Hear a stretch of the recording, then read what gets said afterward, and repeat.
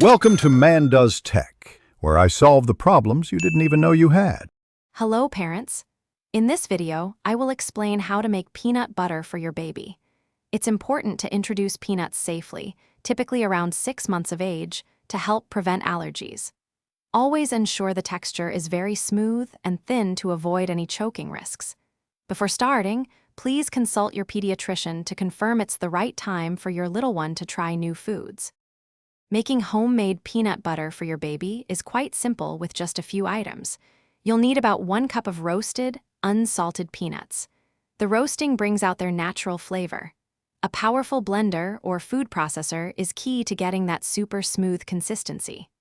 Also, have a few tablespoons of breast milk or formula ready to thin it out perfectly. Let's get blending. First, add your roasted peanuts to the food processor. Blend them for about 30 seconds until they form a fine powder. Keep blending, and you'll notice the peanuts releasing their natural oils, turning into a thick paste.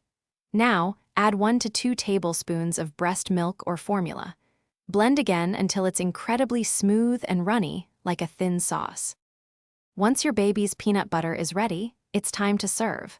Start with a small amount, perhaps 2 teaspoons, mixed into their usual baby cereal or a fruit puree.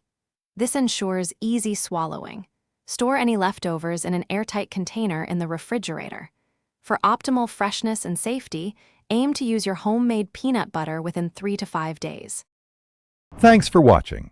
If you found this helpful, don't forget to like and subscribe.